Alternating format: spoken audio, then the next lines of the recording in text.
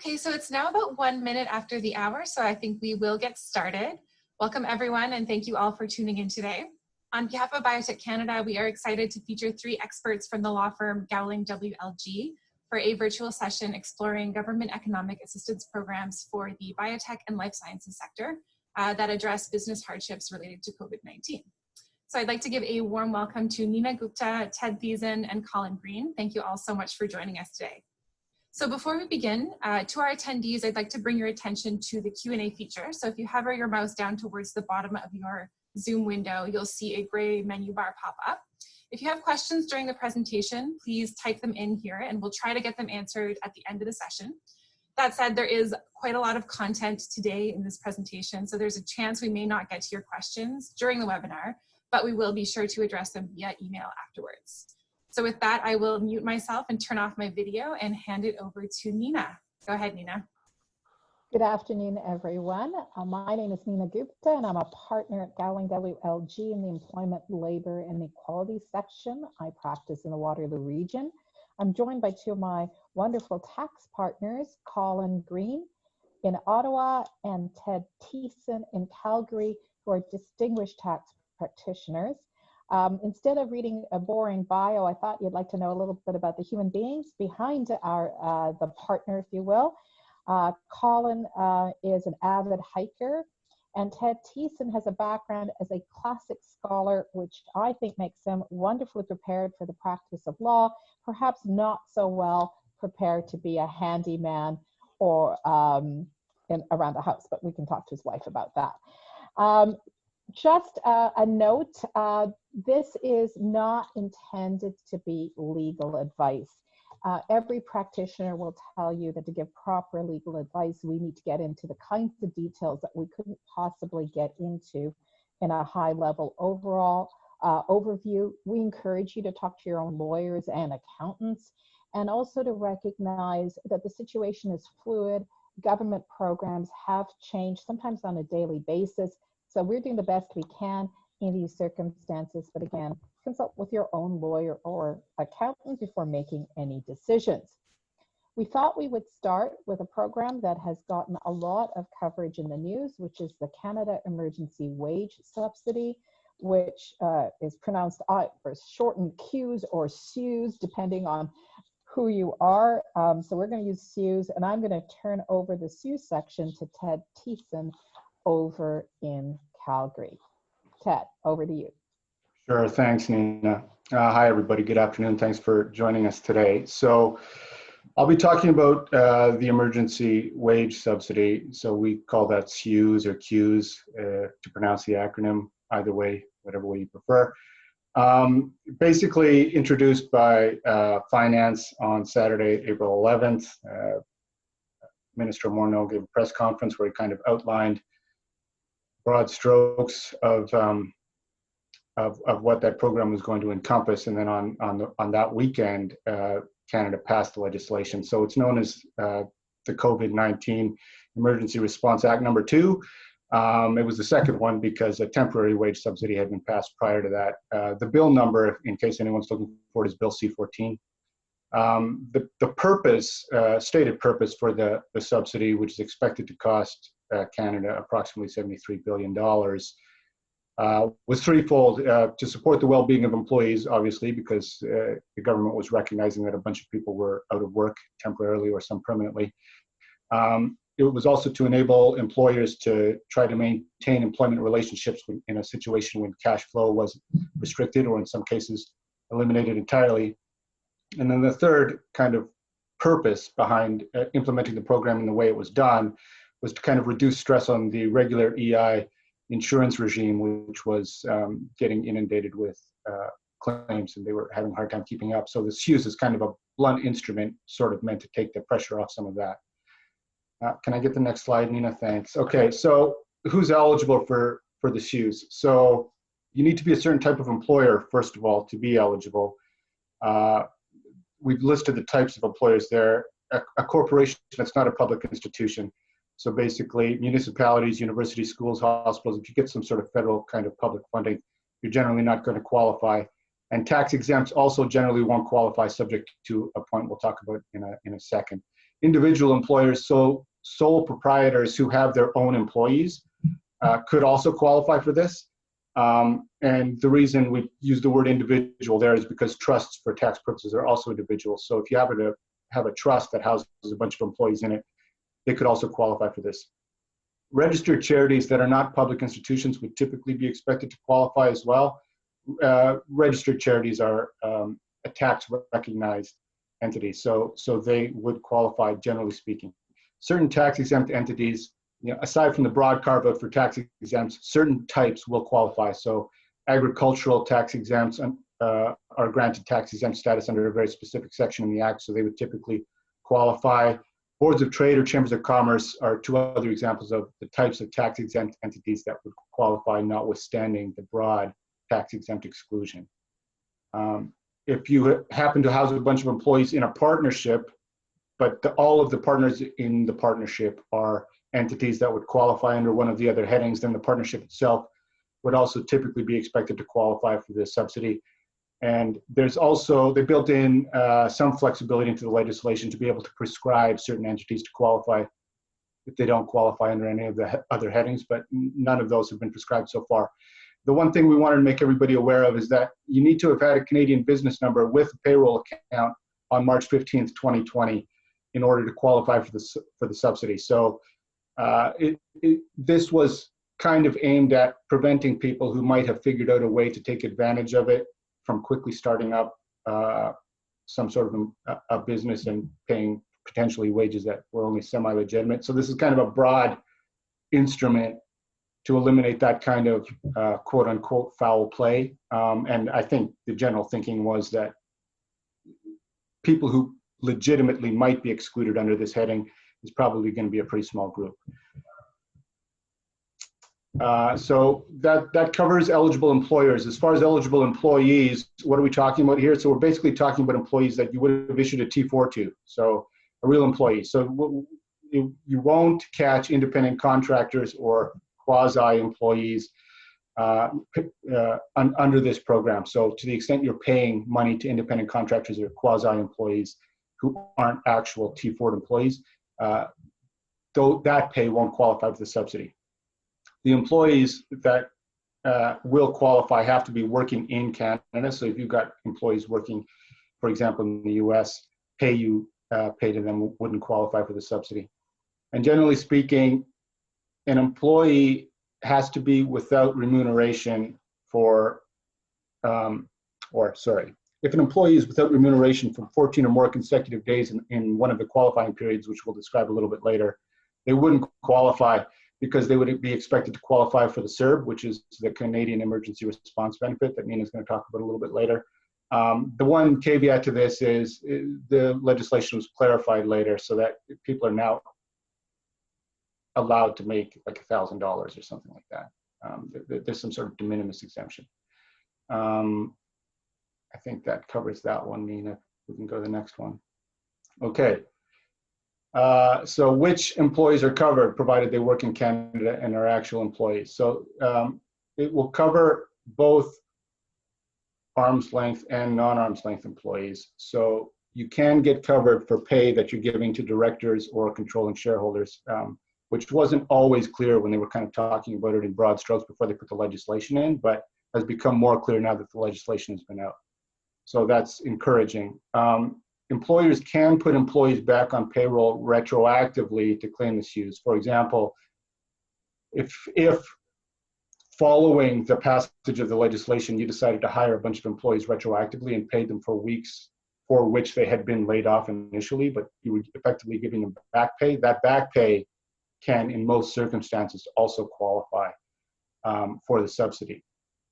And if you end up, but because of the retroactive nature of the subsidy, if you end up, you could potentially end up in a situation where you laid off an employee, they started collecting the emergency response benefit or the CERB, and then you decide later to rehire them and give them back pay. So then they kind of would have got the benefit of both programs, which isn't really the intention. So in that scenario, the employee would likely be required to repay all or part of the CERB benefit, probably when they file their tax return last out or next year for 2020.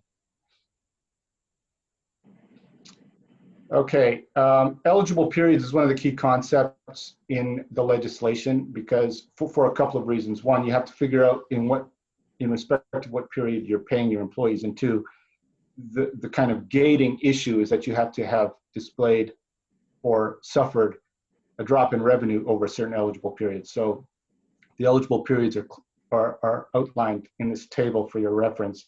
There are 3 so far.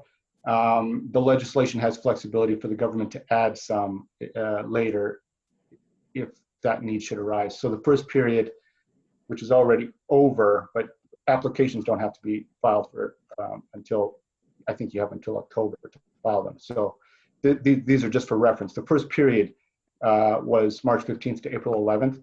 And then you had a second period of April 12th to May 9th, and the third period covered May 10th to June 6th. For each of those, what we're calling claiming periods, or what some people refer to as eligible periods, each of those relates to a specific reference period. So period 1, you can see the claiming period is March 15th to April 11th. So the reference period for that is March 2020. And the reference period in this table is basically meant to, or that's the period over which you have to be able to demonstrate that you've suffered a sufficient reduction in revenues to qualify for the subsidy. So each of the claiming periods in that first column there need to be applied for separately. So just because you qualify for one doesn't necessarily mean you qualify for all 3.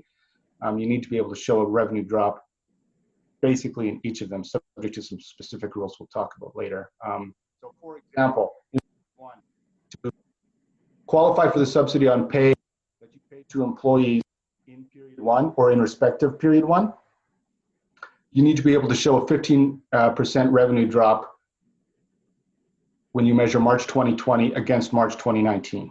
That's kind of how this table works. So you read it left to right in that manner. And then for the April and May claiming periods, you need to be able to show a 30% revenue drop for each of those periods over the comparator period. So, which is either going to be the same month from the year prior, or as we'll talk about in a minute, an average of January and February of 2020, if you decide to use that method instead. I think that covers that one, Neena.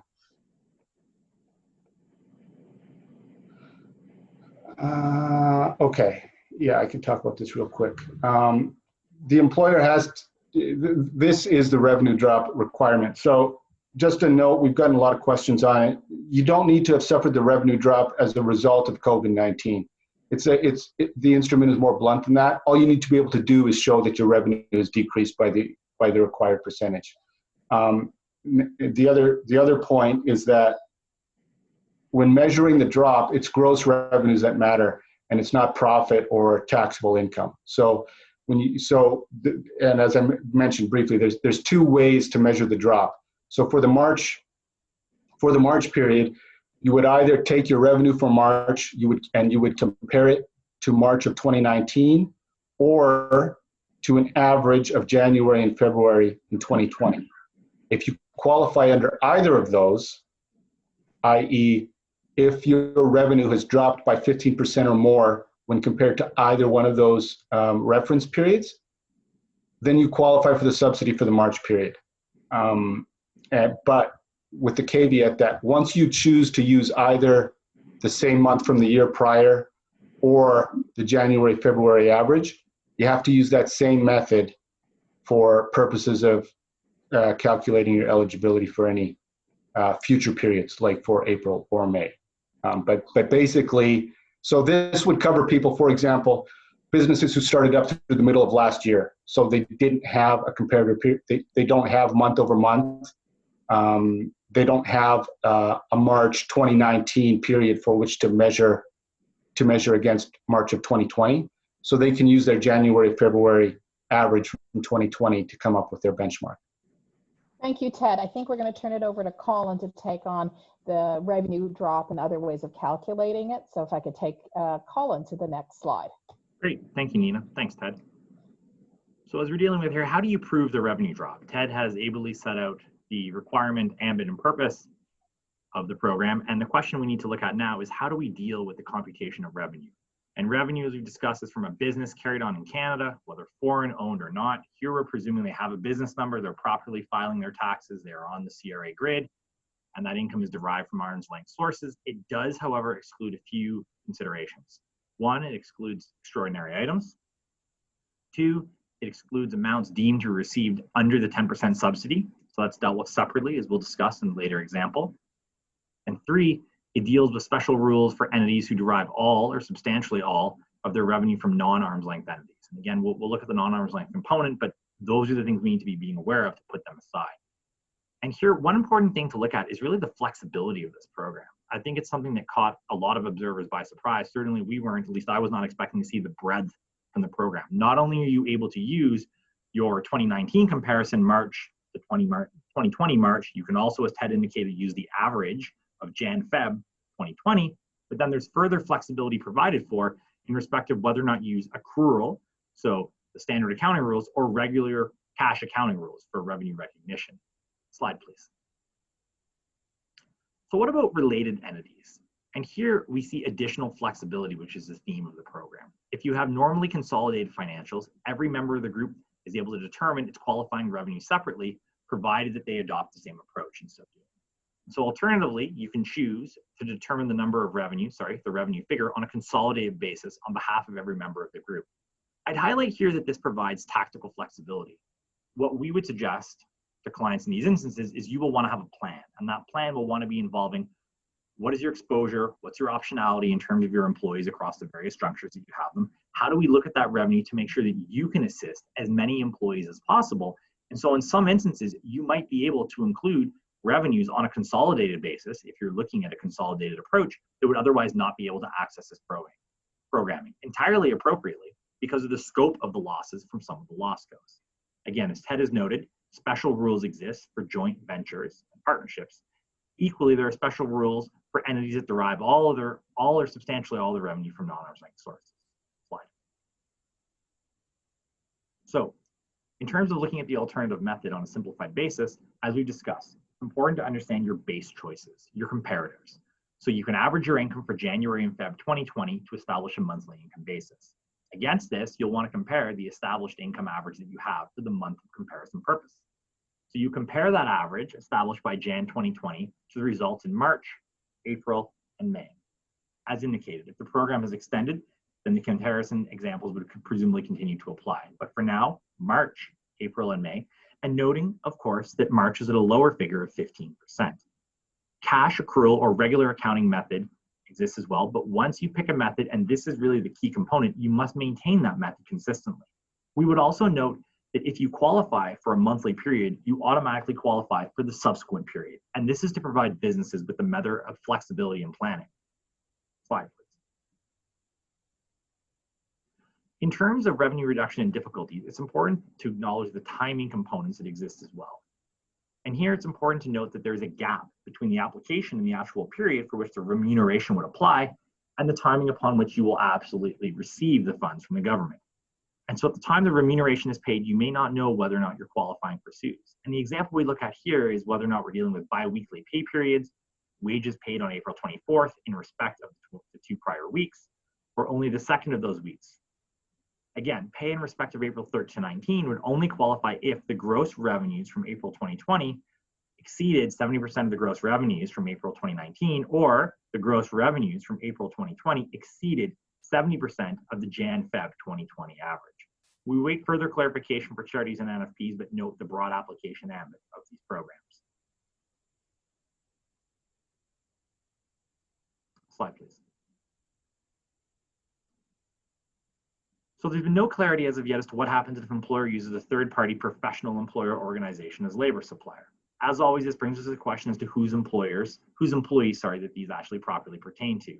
What we have been advising clients is that they need to be involved in early communication with their counsel to ensure that they have a plan and the proper documentation in place to substantiate any filing positions that are taken. Again, this may depend upon how we treat the expenses in the financial statements and the other components of the financials as they're assembled together. There is no relief for pre-revenue entities, for example, startups, and we've seen a question into the question that had raised this point, and we await further clarification from CRA and finance on these points. Thank you. Well, thank you, Colin. And I think what we thought we would do is just have a little bit of fun with numbers. And I think we selected Ted Thiessen to start doing a little bit of an example of a Q's calculation. And Ted, if I could ask you to take over from here.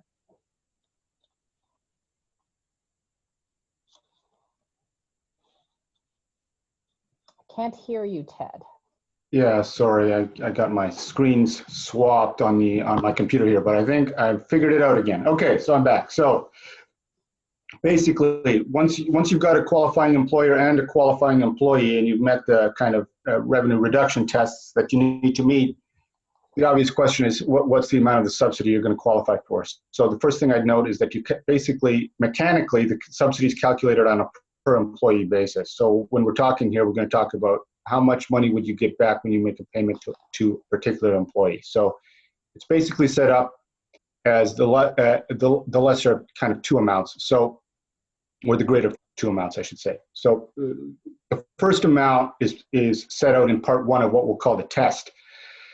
And part one of the test will give you a number, and you pick the least of the three. So 75% of the amount of what we call eligible remuneration actually paid in the week claimed. Okay, so that's 75% of what you actually pay to the employee in the week we're talking about. The second amount there is $847 per week. So, and because this is set up as a least of, $847 per week per employee is the max amount of the subsidy that you can get. And then this part of the test says the amount under part one is going to be nil if your employee is non-arm's length, i.e. a controlling shareholder or a family member of a controlling shareholder or a director. Those are all typically going to be non-arm's length employees. So under part one of the test, their amount is going to be zero. Next slide, Neena. Thanks. So part two is going to give you, in some circumstances, a different number. And if part two is greater than part one, you actually get part two. So part two set up is the least of the actual amount of pay to the employee in the week. 75% of the employee is what we'll call pre-crisis weekly remuneration. So that's the average of their pay, their weekly pay over January, February, basically. And then the last number again is the $847 weekly max. So this, if what you've got is an employee who's a non-arm's length employee, i.e. a controlling shareholder or a director or a family member of such an individual, then you're only going to get an amount greater than zero under part two. So it's part two you're going to want to be looking at. Next slide, Neena. So in some circumstances, as a result of the way the formulae work, you can actually get covered for 100% of the remuneration that you're paying to an employee in an eligible period. But that's only going to happen if, first of all, they're under the $847 max, and if their pay has dropped from what they were getting paid prior to the COVID pandemic, i.e. prior to the crisis. The total maximum subsidy, you'll see that in the second bullet, is $10,164 per employee. That's the $847 maximum multiplied by 16. That's how we get that. It could go up if finance ends up extending the program past June 6th, but for right now, that's the maximum. And as we noted, regulation potentially could extend the program to September 30th, as it's currently worded, but hasn't been extended yet. Okay, now I'm ready. So in terms of hiring new employees, to the extent that those employees are arm's length, i.e. not controlling shareholders, not directors, not related to any of those people, you can go ahead and hire employees, new employees, and get covered, get a portion of that pay covered under the subsidy. Non-arm's length employees, you can't hire any new people, which basically means that you can't simply decide that you're now going to hire a bunch of family members and try to get a subsidy for a bunch of money that you're going to pay to them. That's kind of the blunt instrument they've used to kind of prevent that from happening. Now, the one situation where this has actually become a bit of a concern is that a lot of owner-managers, for example, take the bulk of their compensation from their company via dividends and not via salary. So in that circumstance, that individual wouldn't have, quote unquote, pre-crisis employment income. And so they're not, any salary that they suddenly get in an eligible period is not going to qualify for the subsidy because they were getting paid by a dividend before that. Whether or not there's a principled basis for drawing that distinction is a matter of some debate, but that is the distinction that's kind of the hard line that's been drawn in the legislation as it's currently worded. Okay. Okay, so we're going to go through a couple of examples here. There are actually several examples in the slides, but we don't really have time to go through them all, so I'll go through a couple of basic ones. So on this one, let's assume that you've got an employee who was making $962 a week prior to the pandemic, and you maintain that salary post-pandemic.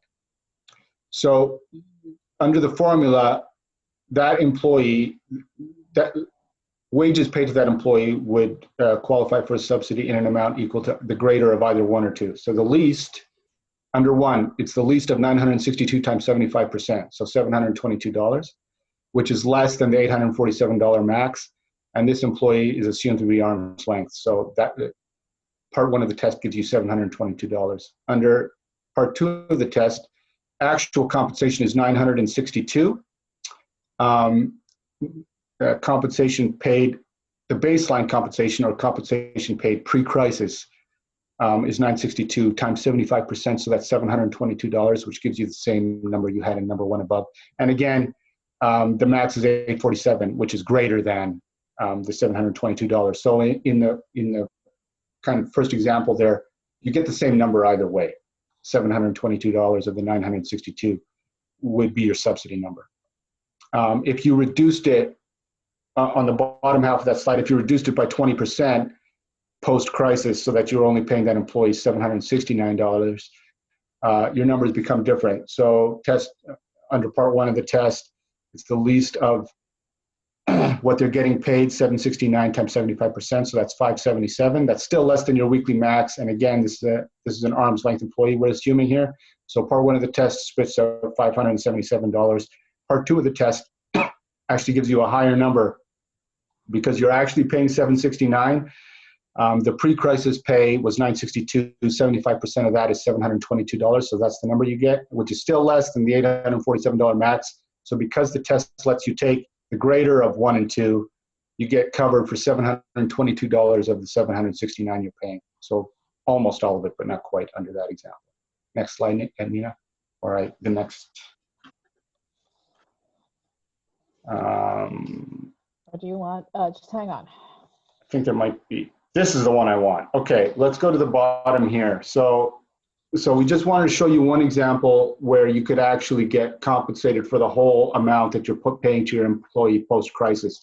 And that's basically if you are in a situation where you are reducing that employee's pay by more than 25% when compared to what their pre-crisis pay was. So in the example at the bottom half of this slide, we're contemplating a 40% reduction in salary. So under part one of the test, it's the amount you're actually paying, so that's $461 now, times 75%, so that gives you $346. That's obviously way less than the max. And again, we're assuming arm's length, so C doesn't apply there. So part one of the test lets you get a subsidy for $346. Part two of the test lets you get the least of the amount you're actually paying, so that's $461. The amount of pre-crisis pay, which was $769, times 75%, so that's $576 here. And then $847. So you're always going to be capped at what you actually pay, which is $461. But because in this example, they've experienced a decrease of more than 25%, and you're actually paying less than the max, you're going to get covered for everything you pay to that employee for the week, $461.40. So obviously the exercise is pretty numbers intensive, and you got to crunch a bunch of numbers to try to figure out what scenario kind of works for both you and the employee that hopefully gets them enough money to kind of get through the next few months, and at the same time lets you get as much subsidy as you can get. That's kind of the exercise. Pretty numbers intensive and very employee specific. Next slide, Neena. Okay, so we've had a bunch of questions on this because in the initial press conferences where the government was announcing the package, they kind of said that employers were going to be expected to make best efforts to keep employees at what we call pre-crisis compensation, i.e. not to reduce their pay. And to the extent possible that the government was going to pay 75% of the wage, they kind of expected employers to cover the remaining 25%. None of that language has actually been included in the legislation. So while the government has said employers are expected to make good faith and best efforts to keep employees at the pay they were getting before, there's no penalty built into the legislation if that can't or doesn't happen. But there does appear to be a good faith expectation on the part of government that employers will do what they can to keep employees whole. And obviously there are employee considerations with respect to what they expect their employers to do. And there are constructive dismissal and breach of contract considerations associated with any pay reductions, obviously. One more note on an additional subsidy that was included in the CEWS package.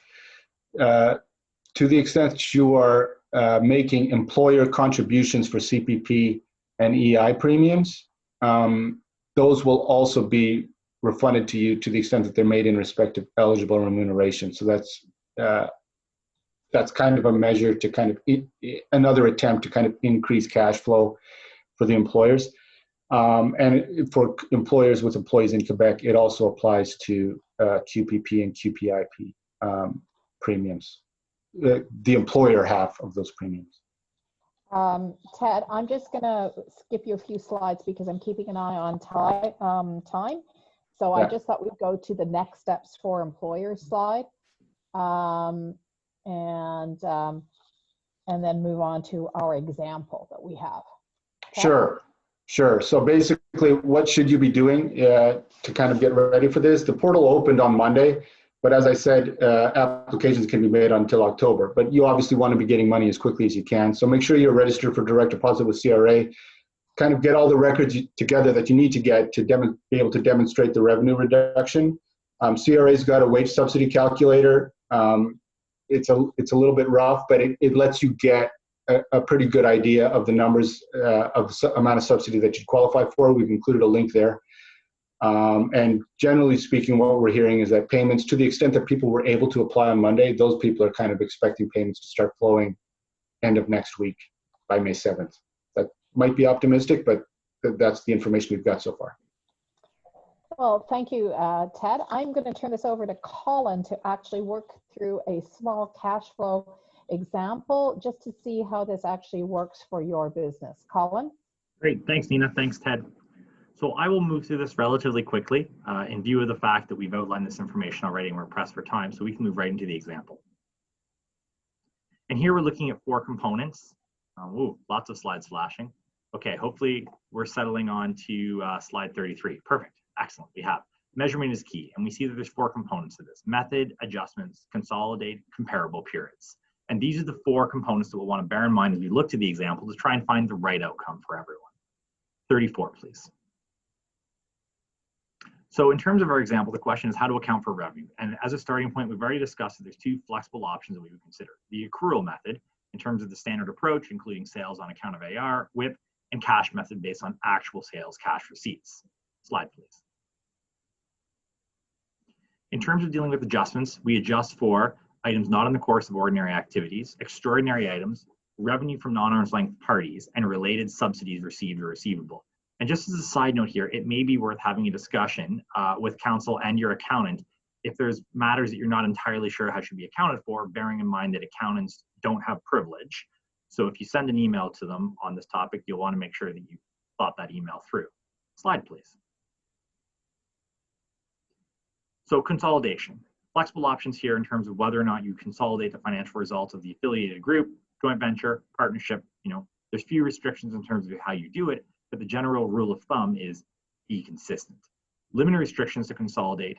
Previous consolidated financials are not required, and there's no requirement for same for the similar type of business. Slide, please. So the question of what period, and as we've discussed here, we can look at dealing with the calendar month of 2019, month-to-month comparisons, or the average of January, Feb 2020. This provides some assistance for cyclical businesses, startups, R&D, and there's a same basis comparison for all qualifying periods. Slide.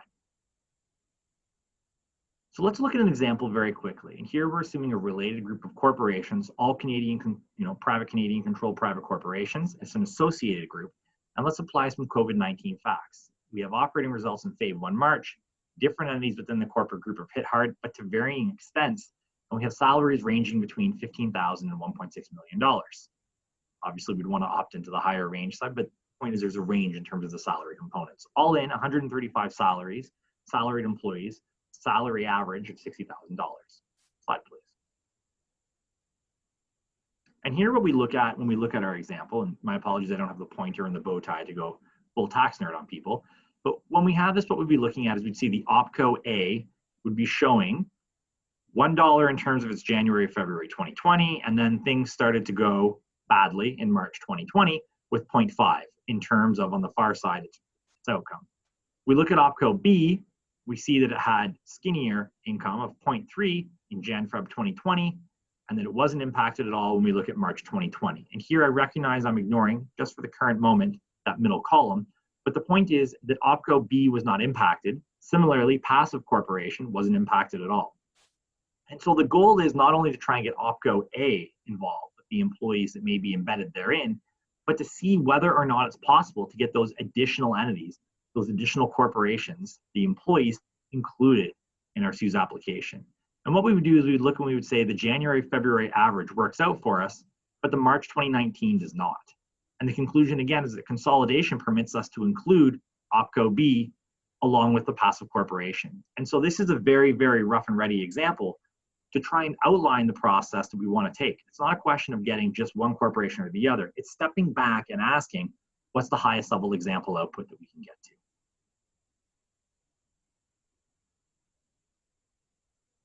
Perfect. Neena, am I turning this over to you? So thank you very much, Colin and Ted. Just wanted to very quickly indicate that although we've spent a lot of time on CEWS, there are other governmental measures aimed at helping employees. And so we need to sort of think about how all of these interact with CEWS, or maybe your company does not actually qualify for CEWS, and so you're looking at some of the other programs. So there's a 10% temporary wage subsidy for small businesses, work sharing programs under EI, supplementary unemployment insurance benefits, and the CERB, Canada Emergency Wage Subsidy, which is actually given directly to employees and independent contractors who have suffered income loss. Now, the 10% temporary wage subsidy was announced first. It was for Canadian-controlled private corporations, not-for-profits, registered charities, and individual business proprietors that had a threshold of 15 million taxable capital or partnerships of same.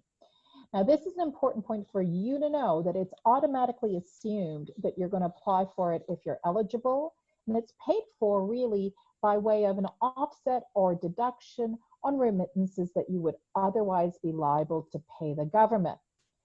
But in terms of CEWS or CEWS, it's really important to keep a track on that temporary wage subsidy, because if you're entitled to it, it's assumed that you're going to take it, and it reduces the actual dollar value of the CEWS payment that you will receive. Now, work sharing. I'm not going to go through this in detail, but this is an employment insurance concept whereby effectively there is a partial reduction in hours, or a partial layoff, if you want to call it that. And EI will essentially pay prorated EI benefits to your employees for the portion of time that they're unemployed. And you will pay them for the hours that they work as an employer. Now, it's been greatly simplified. When I was a young pup, it used to take 30 days or more. It required a formal proof of downturn, and it required a formal recovery plan. None of that applies anymore.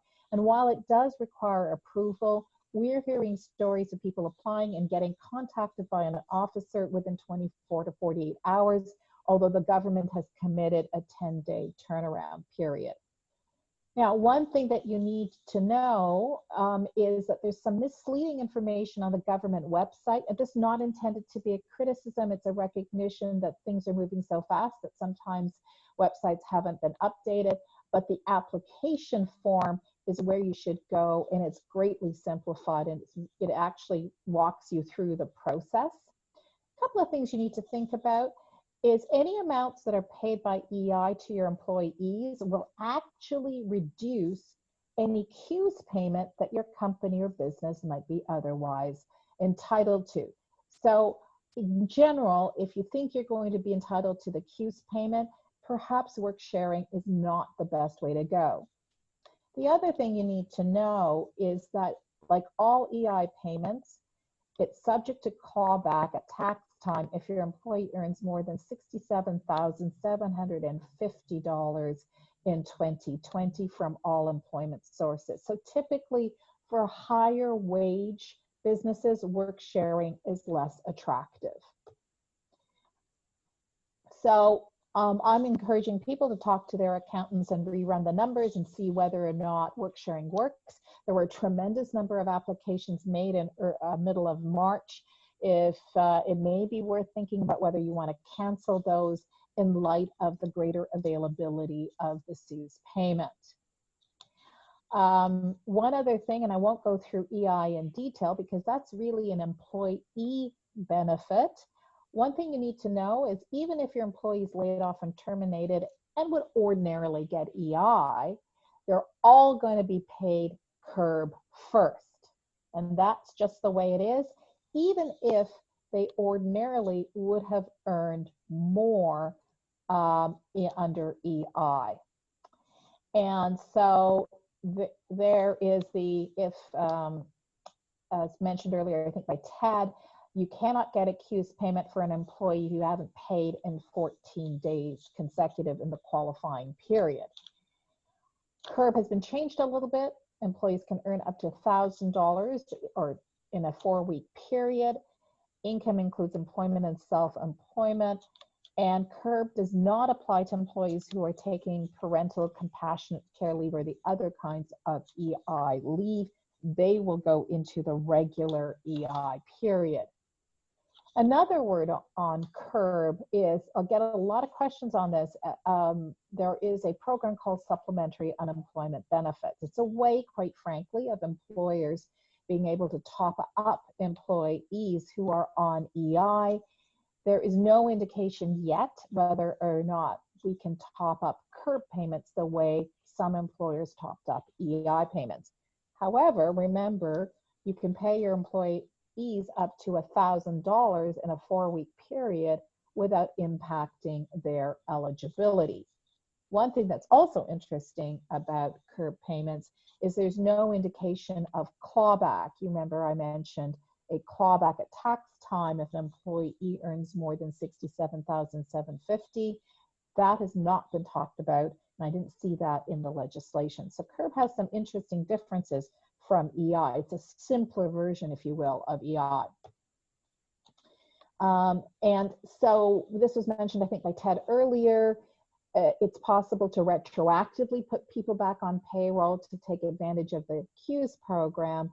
And what will happen is there will be a repayment obligation on your employee at tax time or perhaps before, but certainly by tax time, April 2021. And I also mentioned the supplementary unemployment insurance benefits, which is a top-up mechanism.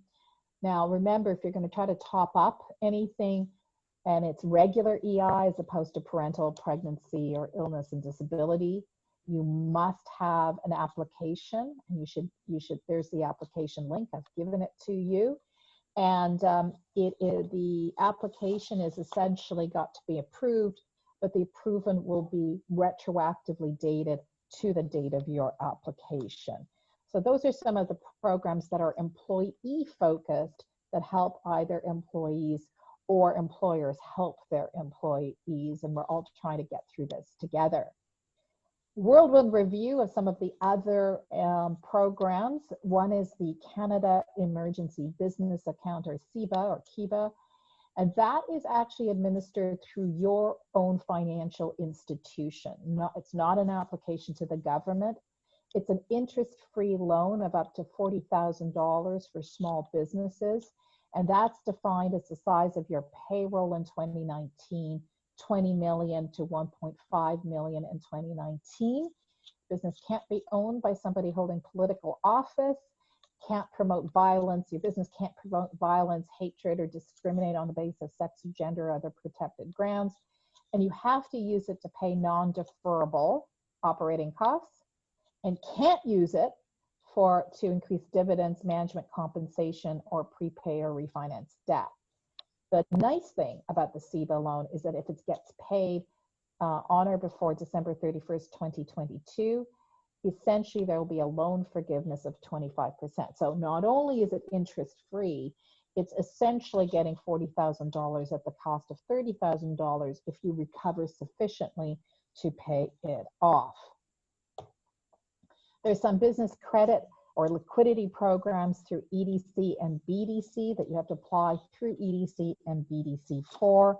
And in the interest of time, we will not go through details. And there is the very well announced Canada Emergency Commercial Rent Assistance. And that essentially is a program whereby landlords who have a mortgage will be given a forgivable loan. So this is, you have to remember, it's the landlord that gets the forgivable loan, as long as they lower the rent by 75% for their small business tenants. And a small business tenant is one who pays less than 50% per month, 50,000 per month in rent. It's still a pretty hefty amount, but 50,000 per month in rent. And it's a conjunctive test. They've either stopped operating, so think about your restaurants or storefront operations, or have experienced a 70% drop in pre-COVID-19 revenue. So a much, much higher threshold than what you saw in the CEWS program. And nonprofits and charitable organizations may also receive this benefit, but we're looking for some clarification from finance as to what their criteria will be. So that's the Canada Emergency Commercial Rent Assistance, and many of my clients will be trying to get some assistance through that program. And the expectation, effectively, if you look at how the numbers work, is the government takes care of a 50%, so that's a forgivable loan to the landlord. The tenant pays 25%, and essentially the landlord absorbs 25%. And just, I will have this at the end, but we've done a detailed seminar on the Canada Emergency Commercial Rent Assistance, and at the end of this program, I've given you a link to that. And there's also some deferrals, of taxes. The income tax filing deadline is extended to June 1st for individuals, and the payment deadline to September 1st, and also some deferrals of GST, HSTs, custom tariffs, and some municipalities have also deferred property tax. And all of this is really to help your cash flow. Eventually, you're going to have to pay it, but it does help with present cash flow issues, and cash is king. Now, most of you who are on this call, it's hard for us because we can't see you, are in the biotech industry and have been watching a number of announcements made by Prime Minister Trudeau over the last 2 weeks with great interest. So we're not going to go through all of these in any detail at all, but just have put in slides so you have an inventory of the various initiatives announced by the federal government, including on coronavirus research and medical countermeasures. We also have the Strategic Innovation Fund for COVID-19 with a very specific email site. If you believe that you have a vaccine or can assist with clinical trials, this is the email site for you to essentially register your interest in participating in the Strategic Innovation Fund for COVID-19. And also for those of you who believe you can assist in expanding biomanufacturing capacity, vaccine manufacturing, medication manufacturing. This is the site that you should be registered at. For all I know, most of you have already gone ahead and if you qualify and done that. But again, this is intended to be an inventory of what's been announced in the last few weeks. And then there's a number of supports that have been announced to protect Canadian jobs about which we don't have sufficient details right now to help you. Perhaps we'll be invited again. One of the things that we mentioned earlier is that it's very difficult for startups, and there is actually a $20 million fund for futurepreneurs, for young entrepreneurs who are starting up. So it's just trying to help the startup young community. A lot of these measures, as you will see, are really for innovative early stage companies that aren't really able to access other measures that are available. And then this is a procurement plan that many of you are already aware of, so I'm just going to skip through this very quickly in the interest of time, all of which focusing our energies on responding to the COVID-19 pandemic. And I would be remiss if I didn't mention and do a specific shout out to Indigenous owned businesses. There's a specific fund of $306.8 million to help small and medium-sized Indigenous businesses. And that is regardless of whether it's in the biotech sphere or any other sphere. But some of you may actually qualify for the Indigenous business funding. And so I wanted to include it in this seminar.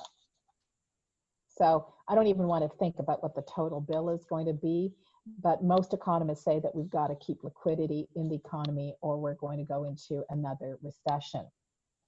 One other thing I wanted to do as a shout out is measures to help youth and students. I'm the parent of an 18-year-old, so it's a very, very dear to my heart.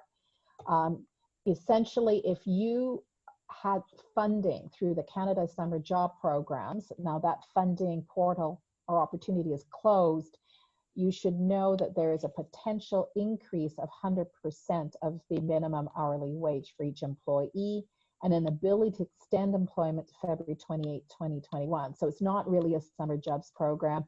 The government is recognizing that many opportunities have been curtailed due to COVID-19. And so people will be seeking to perhaps start even as late as September or July, and the funding will carry on to February 28, 2021.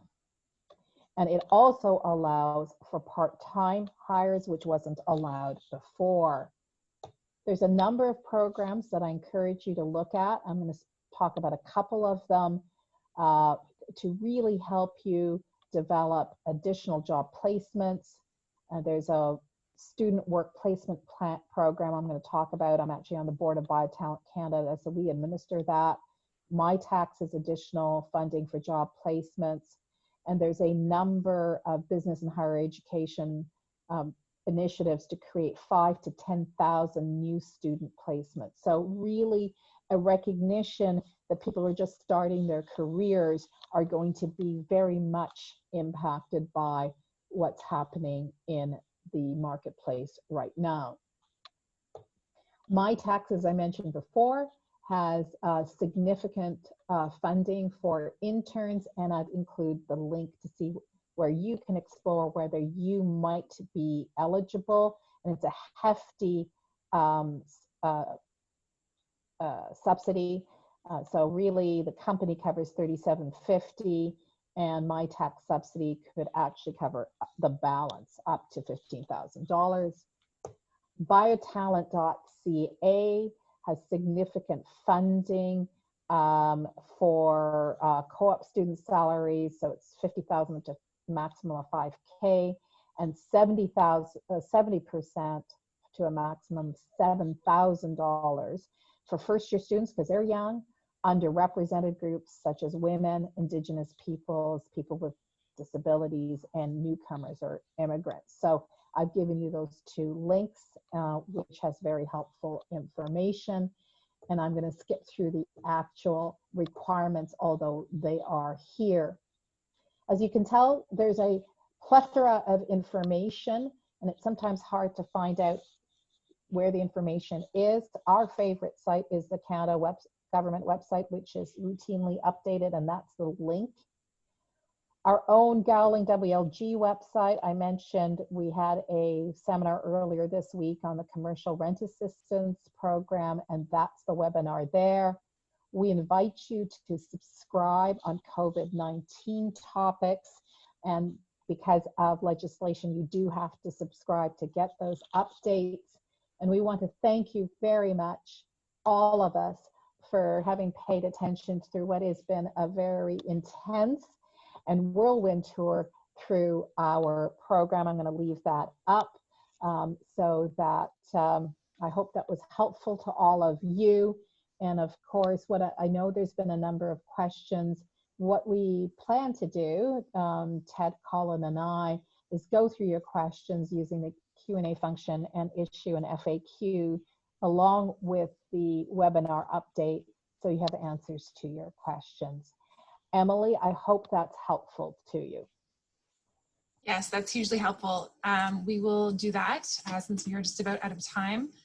Neena, Colin, and Ted, thank you all so much for taking the time to be here with us today and going through this really important topic that has been well attended today. And yeah, really grateful for your time. Thank you, our pleasure. Thanks.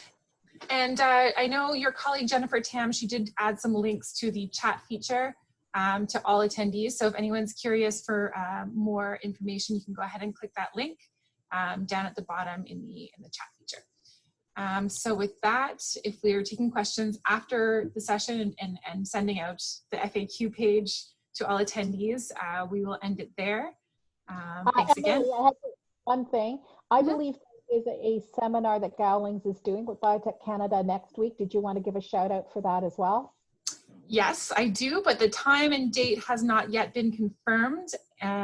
So I will wait to do that by email. Great. Well, thank you for inviting us very much. Of course, thanks for We being really here. enjoyed it. Great. All right. Well, thanks everyone. I will end the meeting right here. Thank you.